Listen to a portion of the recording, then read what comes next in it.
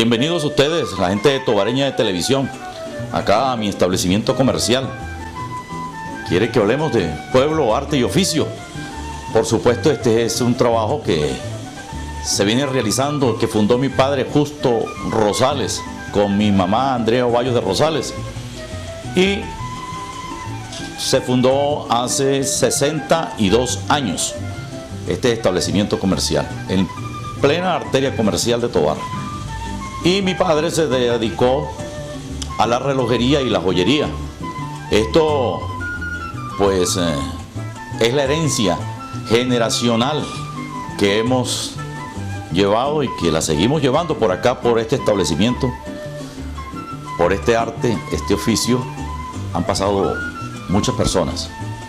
Acá hacemos mención de los que están cerca, como Oscar Velandria, que mi papá se lo trajo cuando apenas tenía 12 años y lo delineó hacia ese movimiento de la relojería. Hoy ya Oscar, pues, jubilado, pero también le dio continuidad generacional a ese trabajo. De igual manera, Antonio Márquez, Orlando Colmenares, Manuel Molina, que se dedicaron a eso, se delinearon. Ahora tenemos un discípulo que es Adrián Rojas, que se ha encaminado hacia ese mundo de relojería, que posteriormente se lo voy a presentar para que todos los tobareños y los que estén ahora a través de la pantalla, que vean a través de la pantalla de la televisión, de Tobareña de Televisión, pueblo, arte y oficio. Qué interesante. Y es plausible esa idea de documentar actividades que se han venido desarrollando acá en Tobar, que son patrimonio de los tobareños. Aquí hay muchas personas que se han dedicado y le han dado la vida a la tobareñidad, tobareños de todo corazón, de entrega total. Y quiero agradecerles a ustedes que hayan comenzado, pues, con su servidor, amigo, coterráneo, y poderles hablar un poco sobre lo que ha sido el mundo de la relojería en la ciudad de Tobar.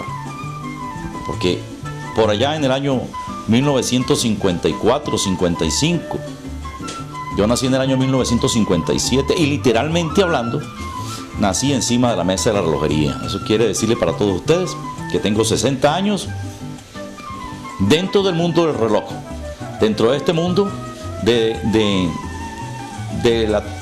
marcar el tiempo a través de un mecanismo, de saber luego, posteriormente, la reparación de una máquina. Les digo a todos ustedes, había dentro del algo popular, una vez se me dijo, no como los relojeros que le sobran piezas cuando están armando el reloj. Entonces yo le refuté y le dije, el relojero que le sobran piezas no es relojero, es un chapucero. Y obviamente que lo logró entender, porque la relojería sencillamente debe ser perfecta para que el mecanismo funcione precisamente. Entonces, hablar de ese mundo de la relojería que mi padre fundó acá en Tobar, y que toda su vida se la entregó a la relojería, reparando relojes. Mi papá hizo sus propias herramientas de trabajo. La experiencia se la fue logrando a través de los días, a través del trabajo propio, a través de la entrega, a través de la meticulosidad de lo que es una pieza de relojería, lo que es una rueda, lo que es el principio de la fuerza, porque recordemos que antes venían los relojes que se les daba cuerda, ¿verdad? Y movían todo un mecanismo. Eso, pues, obviamente que se dañaban, y un día que se dañaban, pues papá lo reparaba, y así a su vez yo aprendí relojería. Fue pasando el tiempo. Yo ahorita los voy a invitar a mi mesa de trabajo para mostrarles algunas cosas que son elementales, pero que quiero que ustedes la conozcan, porque gracias a esos elementos, a esas herramientas, yo puedo desarmar un reloj, armar un reloj, ponerlo en funcionamiento y que siga marcando el tiempo con puntualidad como debe ser. El correr de los años de 1954, que ya habían relojes, había muchos relojes bolsilleros, o sea, esos relojes doble tapa, había mucho reloj bolsillero, habían relojes a cuerda. Posteriormente salen los relojes automáticos. ¿Qué quiero decir? Que con el movimiento era que se daba cuerda, no había que autoalimentarlo a mano, sino que él mismo, con un sistema ideado posteriormente por los suizos, se hizo el reloj automático. Y así la relojería evolucionó. Era arte llevado a la micromecánica. Porque hablar de una máquina de ese entonces, que todo se hacía prácticamente a mano, ver las ruedas, ver las piezas, ver las platinas, el corte de las platinas, todo el reloj era montado en rubíes, que son esas piedras rojitas para que los bujes de las ruedas no se desgastaran, ¿sí? Entonces, eso fue la evolución progresiva. Y luego, pues, en mi mesa de trabajo les voy a mostrar cómo evolucionó la relojería y hasta dónde llegamos, partiendo hasta este reloj de arena, ¿sí? El reloj de arena que tanto lo hemos visto en algunas oportunidades, ¿sí? Que marca un tiempo determinado. Por ejemplo, este reloj es de 5 minutos, ¿sí? Es un instrumento de medición de 5 minutos. Él va cayendo la arena y cuando ya termina, se voltea y vuelve así, y comienza de nuevo el conteo, ¿sí? Para cronometrar el tiempo.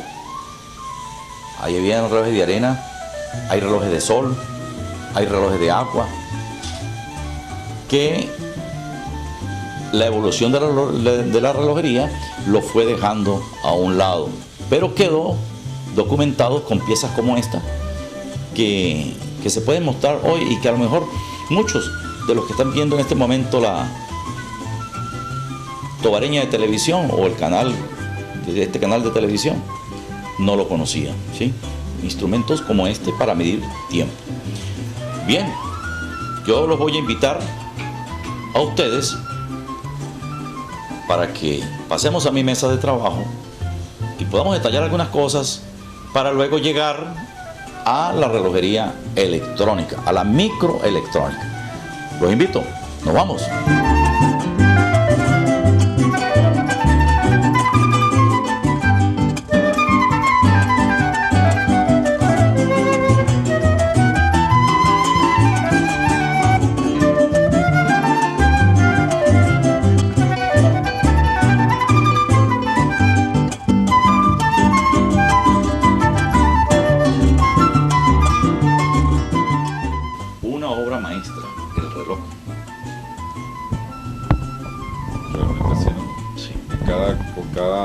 Símbolo representa, sí, un repuesto una pieza del reloj. Una pieza del reloj.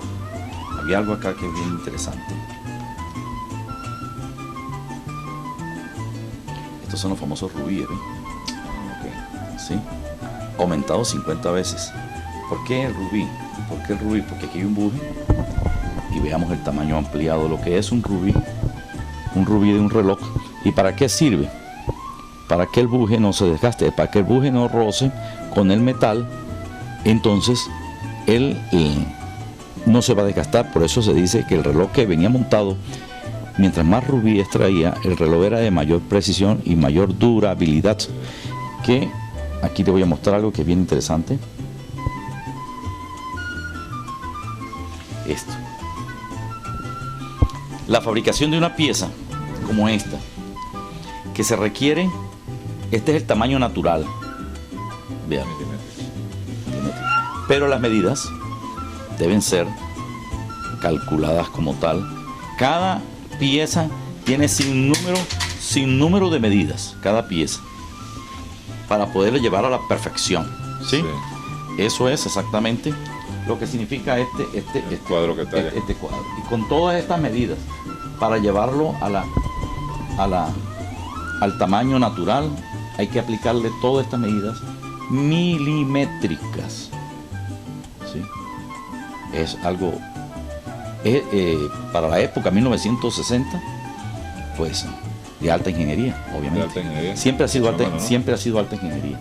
Esta es la pieza. Esa es la pieza ya. Esa es la pieza terminada, elaborada. Aquí está el tamaño natural y aquí está la pieza. Entonces, esta es la pieza áncora y por supuesto esas bases rojas que ustedes ven ahí, esas paletas de la áncora, son 2 piedras de rubí para que el roce que va posteriormente de esa áncora con la rueda de escape no desgaste y pueda también deslizar con más, que pueda deslizar mejor, y así el reloj tendrá la precisión exacta. Aquí está arriba la rueda de escape, luego viene el áncora, el espiral, el plató y el volante. Esas son piezas de reloj que son indispensables, que son los que ahí es donde está montado la precisión, porque aquí está el tambor, que es donde va la cuerda, y el centro se llama el árbol del cubo. Esto es un cubo, que el cubo, pero se denomina cubo como su nombre, a esta pieza que es redonda, y luego va a la rueda primera, que es la misma rueda central, luego viene la rueda segunda, la rueda tercera, luego viene la rueda de escape, el áncora, el volante. Todo esto es un mecanismo sencillo, de alta precisión, pero de alta ingeniería, porque para llegar a estas medidas, a las medidas naturales, que es esta, para llegar a esta medida, se requiere de haber estudiado mucho el que fabricó, de haber aplicado medidas micrométricas de alta precisión, para que todo sea una realidad en el andar del tiempo. ¿Sí? Esto fue ya posteriormente lo que fue la relojería automática, que es el rotor, que es la masa oscilante, y por gravedad y ella siempre se mantiene en una posición de caída. ¿Sí? Entonces, esto que les estoy mostrando acá es fíjate que aquí tenemos todas estas piezas de relojería, todas estas piezas que componen este reloj. Esto es un Omega 561 que lleva toda esta cantidad de piezas para llegar a la conclusión de que unidas todas sea un instrumento de medición de alta gama, de alta precisión. Esta es la famosa rueda de escape. Bueno, vamos entonces a la mesa de trabajo, Omega y el secreto de la medida del tiempo. Recordemos que Omega fue el reloj que llevaron los astronautas en el Apolo 11 a la Luna. Aldrin, y Neil Armstrong. Neil Armstrong fue el primer hombre que colocó el pie sobre la Luna. Y ellos llevaron un reloj Omega a cuerda, cronómetro. Y posteriormente, Apolo 13, recordemos que tuvo un accidente y que gracias al reloj Omega ellos pudieron regresar a Tierra porque cuando se neutralizó la nave espacial y los instrumentos de medición no servían, ellos cronometrando tiempo para accionar algunos elementos importantes y poder hacer que la cápsula llegara y pudiese aterrizar en la Tierra. Entonces Omega recibió el premio Snoopy que se da en los Estados Unidos a quienes ayudan a salvar vidas, y Omega como mención a la relojería suiza y el instrumento de medición que contribuyó y que colaboró para que llegaran estos astronautas de nuevo a Tierra sanos y salvos. Entonces se le dio el premio internacional Snoopy.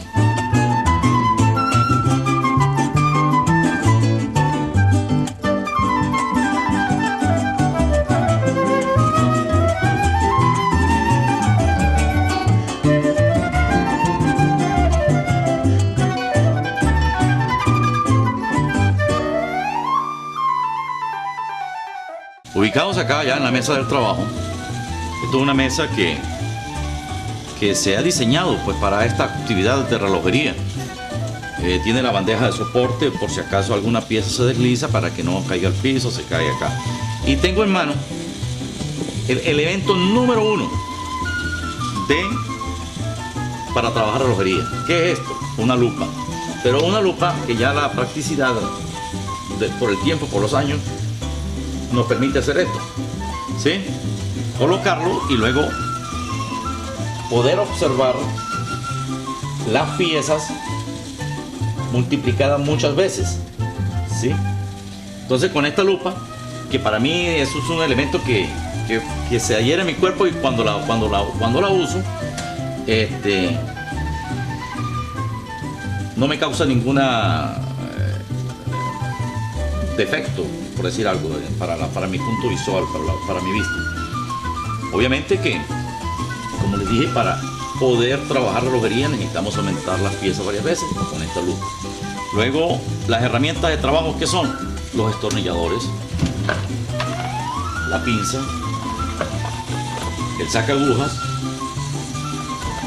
la navaja especial que viene para destapar relojes, ¿sí? Pinza de diferentes diámetros, que se requieren especial para trabajar relojería.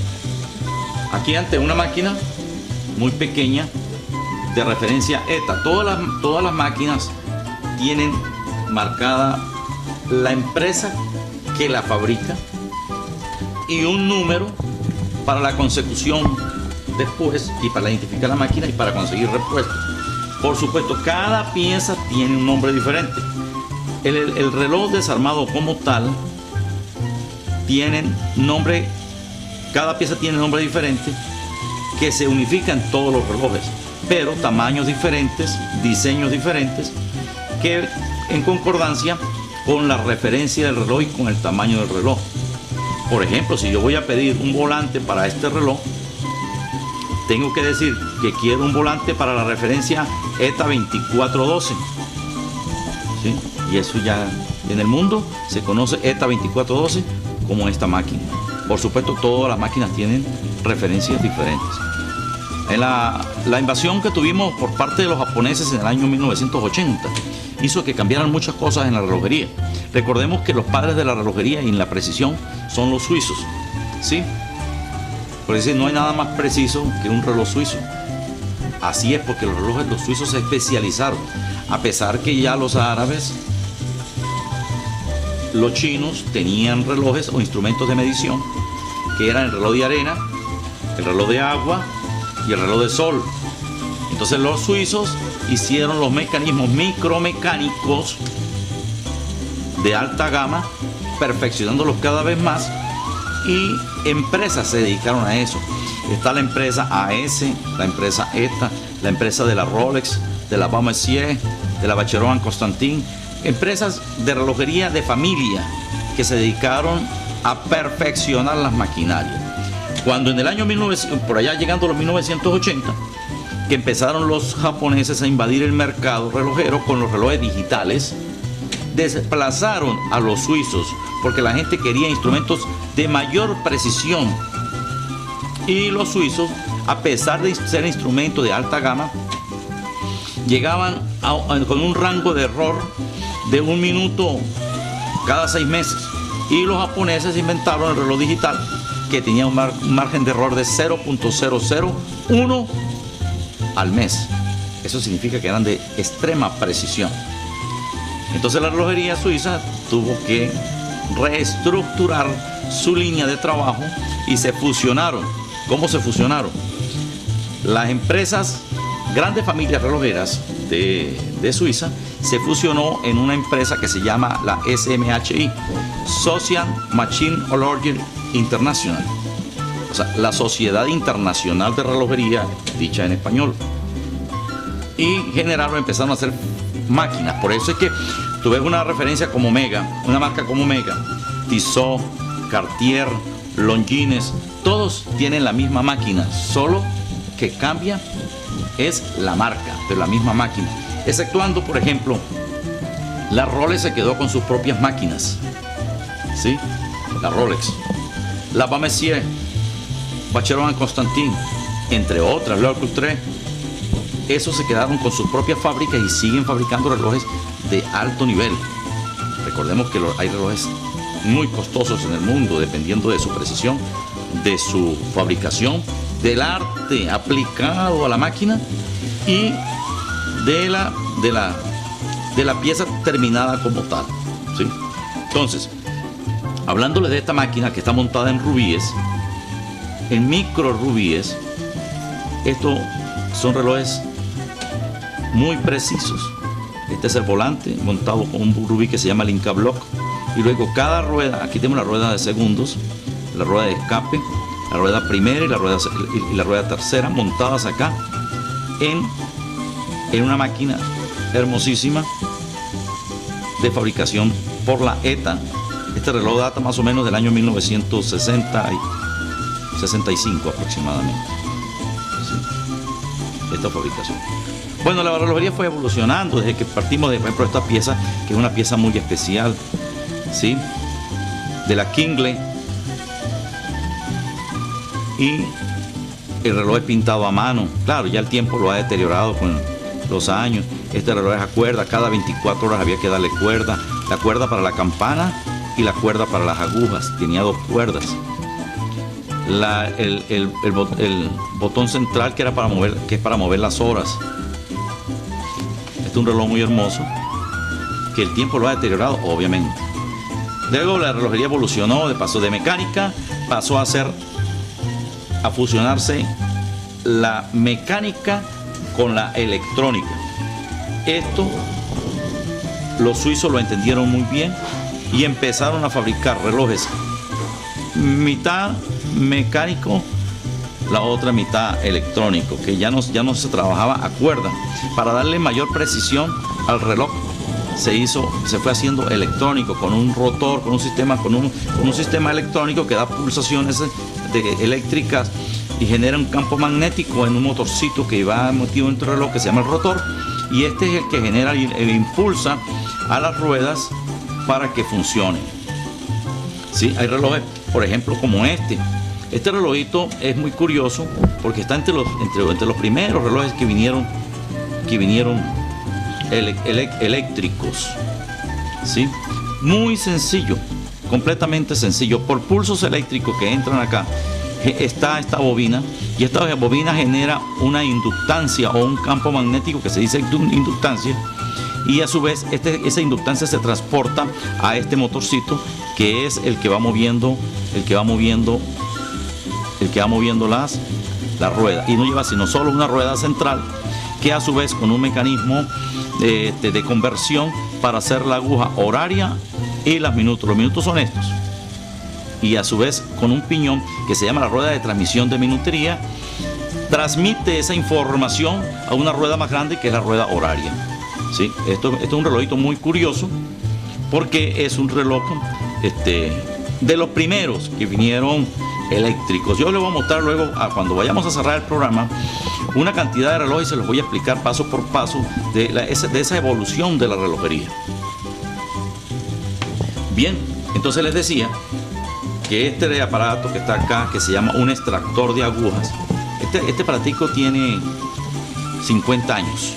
Hemos llegado a conservarlo, ya lo hemos remendado por acá, por un lado, porque estos instrumentos ya no es fácil conseguirlos, ¿sí? Solamente importarlos de Suiza. En los Estados Unidos también hay empresas que se dedican a fabricar elementos, herramientas para la relojería. La pinza, esto es para nosotros la mano derecha. Pinza, la navaja para destaparlo, que tengo una navaja especial, esto lo produjo la ETIC, especial para destapar un reloj. Y la otra llave, que es la llave para destapar los relojes, de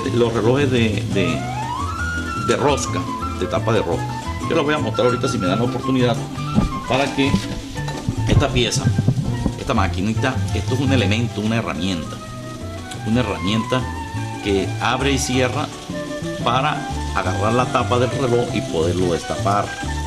Por ejemplo, como este Seiko 5, esto tiene tapa de rosca, y en estos puntos que están acá, el reloj se puede destapar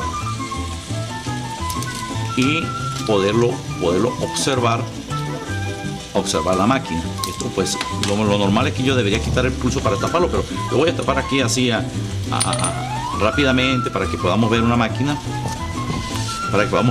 por dentro, ¿sí? Esta es la masa oscilante. Entonces vamos a ver aquí el pulso. Entonces aquí tenemos la masa oscilante de un Seiko 5 referencia 7009. El Seiko evolucionó mucho, partiendo de varias referencias como la 6119, la 6309, y esta es la 7009, que ahora se llama la 7S26, mucho más moderna la máquina. Eso fue la evolución de la Seiko. Recordemos que el Seiko 5 fue el reloj de batalla por muchos años, y igual que los Orient 3 estrellas, que tiene una máquina 4978. Entonces esto es más o menos bajo el mismo principio, todos se desarrollan bajo el mismo principio, el principio básico de la fuerza. Este ya es un reloj automático, que esta masa oscilante a través de la leva y la rueda de transmisión del automático mueve la rueda de cuerda, y la rueda de cuerda va conectada al cubo, y ese cubo es donde está montada una cuerda que se enrolla, y el que genera la fuerza para que el reloj trabaje.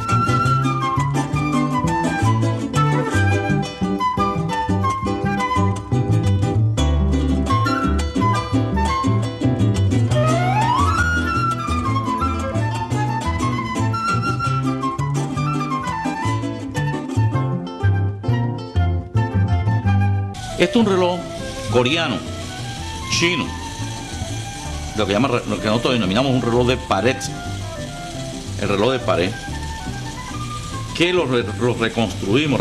Recordemos que es relojería de todos los tamaños. No sé si ustedes se enteraron que nosotros tuve la oportunidad de reparar el reloj del santuario de Nuestra Señora de Regla acá en Tovar. ¿Sí? Hace 4 años que lo entregamos. Ese reloj es un reloj de relojería grande, gigante, que se reconstruyó totalmente y que ahí está funcionando. Este reloj es un reloj de la relojería grande, que este es el áncora, y ahí está la rueda de escape, que es la que se va moviendo, la rueda de escape. Por supuesto, aquí falta la base del péndulo. Aquí va un péndulo, que es donde cuelga el péndulo. Bueno, así, estas son las dos cuerdas, la cuerda de la campana y la cuerda de la hora, independiente. ¿Por qué? Porque este lo lleva 2 mecanismos. Inclusive hay relojes que traen 3 cuerdas, que se denomina catedral, porque una cuerda es para las agujas, para el mecanismo del reloj como tal, para lo que es la métrica del tiempo. La otra cuerda es cuando el reloj le indica que debe sonar. Entonces esta cuerda es la que impulsa las campanas, para que el reloj tenga sus campanas, que es esto. Este sería el martillo que golpea a la campana.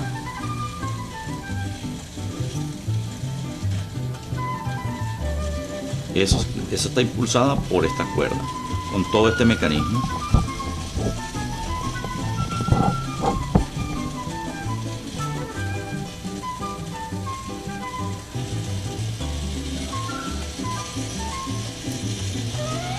Bueno, les he hablado mucho de lo que es les he hablado de lo que es la relojería y de la historia del por qué estamos acá.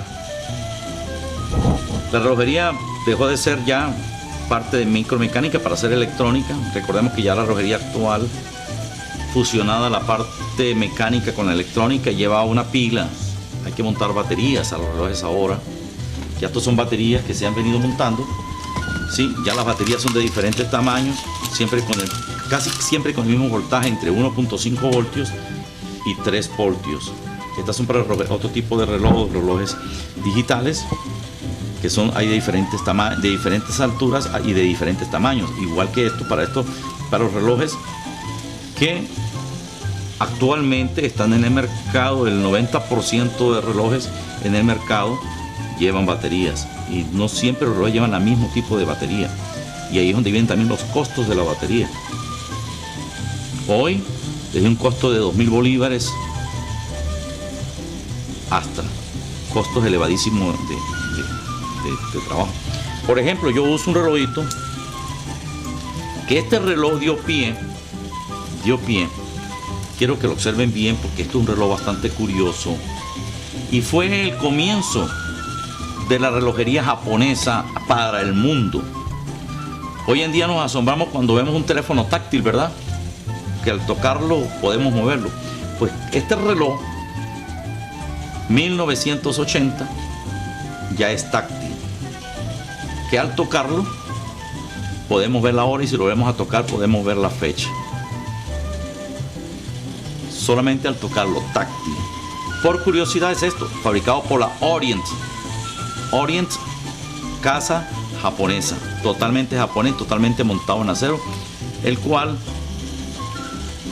la curiosidad de tener, estos no son de cristal líquido, son de bombillos, micro bombillitos que los activa un sistema electrónico. No es de cristal LED, sino de bombillo, de LEDs luminosos. Curioso, ¿verdad? Muy bien. Así, la evolución de la relojería hasta llegar a una relojería totalmente electrónica, por ejemplo, ya como un Swatch.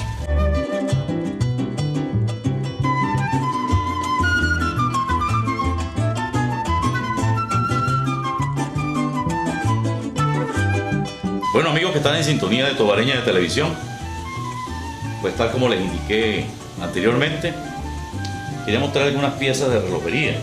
Por ejemplo, este reloj esqueleto que está acá, que tiene el mapa mundi, que tiene un ciclo, él va girando y es el que hace funcionar el mecanismo, las agujas. Trabaja a cuerda, la cuerda le dura 365 días, le dura la cuerda a este reloj.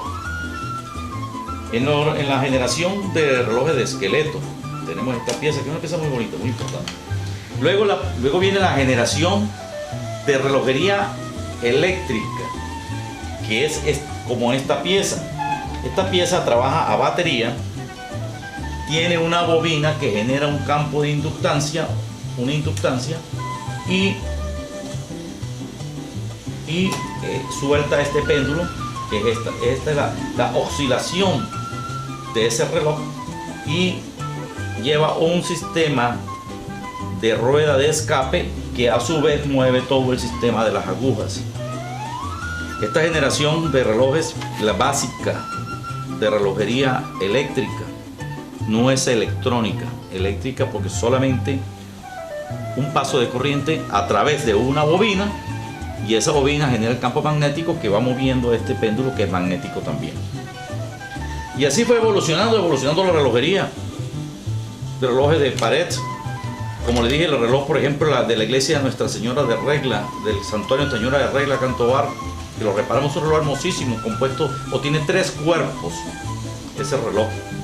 3 cuerpos, ¿qué significa? Que es un cuerpo para las agujas, un cuerpo para los cuartos que da los 15, los 15 minutos, los 30 minutos, los 45 minutos y la hora, y otro cuerpo que es la campana de la hora, que da la cantidad de horas que está en la marcación de las agujas. También reparamos el reloj de Guaraque, de la iglesia de Guaraque, de Santa Bárbara, la iglesia de Santa Bárbara en Guaraque. También reparamos ese reloj. Ese reloj tiene 2 cuerpos, porque ese reloj solamente da la hora y la media, más nada. Bueno, en mi aval pues tenemos eso en el ámbito relojero. Tiene una mostrar esta pieza es un Ball Clock, una pieza muy bella, muy hermosa. Vamos a ayudar si damos un poquito de inclinación acá para que lo puedan ver trabajar. Eso es una pieza de fabricación norteamericana, se llama Ball Clock o reloj de balines. Aquí, por ejemplo, son las 4:25 y 3 aquí son las 4:28 minutos, bien sea de la mañana o de la tarde, de la madrugada o de la tarde. 4:28. Ya van a ver ustedes que este reloj trabaja con una pala que recoge los balines y los va soltando. Ya lo van a ver ahorita cuando suelte el cuarto balín, para pasar a ser las 4:29 minutos. Aquí viene ya la pala a recogerlo. Bueno, estos son piezas especiales. Esta es pieza eléctrica, ¿sí? Inclusive yo los días le sugerí a alguien importante de aquí de Tobar, que todos somos importantes, pero quise decir que tiene una trayectoria y que puede ejecutar un proyecto de esta magnitud, hacer este reloj a tamaño escala, a tamaño gigante, en una plaza, que podamos tener asientos para podernos quedar observándolo. Y este reloj genera un relax, ver caer cada uno de esos balines.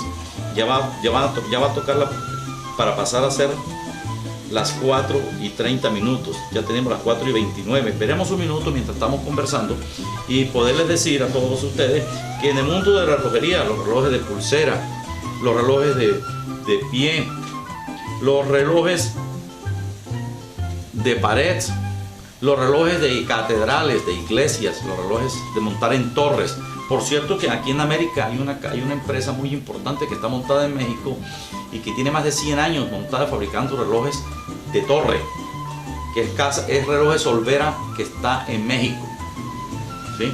Aquí tenemos varios relojes importantes, ya teníamos importantes porque se dañaron, se deterioraron, los dañaron. El reloj de la Plaza de Beethoven, ahí pasó a tener las 4:30. El reloj de la Plaza de Beethoven, donde estaban los enanitos. Yo coticé hace poco tiempo al gobernador Alexis para la reparación de ese reloj, y el reloj de las flores. Es el único en Venezuela, el reloj de las flores, ese que está ahí en Mérida. Hay otros en otras partes del mundo. Entonces, bueno, ojalá que un día se pudieran reparar y tener porque Mérida, la Plaza de Beethoven, la Plaza del Reloj de Beethoven, esa plaza es un ícono importantísimo para el ámbito del turismo en la ciudad de Mérida. Y decirle pues a todos ustedes que este servidor, pues aquí estamos en el ámbito de la relojería, seguimos reparando relojes.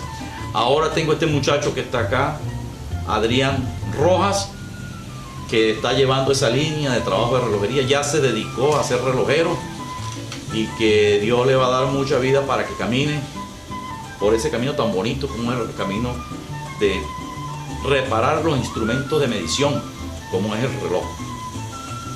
Amigos, me complace la gente de Tobareña Televisión que me hayan visitado, que me hayan tomado en cuenta para hablar un poquito de este mundo de la relojería. Ojalá Dios mediante y María Santísima, porque podamos hacer otros programas en otros ambientes donde me desenvuelvo. Que curioseando por la vida he caminado, ya tengo 60 años. Y en ese camino que he andado, pues he hecho algunas cosas. En el mundo de la televisión, en el mundo de la radio, en el mundo de la numismática. Y poderles decir que estoy completamente a la orden, a su servir, en lo que esté y consideren que yo pueda participar. Aquí estoy, soy de brazos abiertos y con la frente en alto en la ciudad de Tovar, como me dijo mi padre: caminas por las calles de Tovar, que las calles de Tovar te van a recibir con toda su gente. Con su buena andanza se hace y se llega a muy lejos, porque aunque no estemos físicamente, estaremos en el recuerdo y en estos documentos que se han venido haciendo por la intención de ustedes que manejan los medios de comunicación, Tobareña de Televisión en este momento. Y queda esto documentado para que el futuro pues pueda mostrar que por acá, por estas tierras, pasamos y que dejamos estos trabajos. Entonces será pues hasta otra oportunidad, hasta que ustedes quieran. Dios me lo bendiga.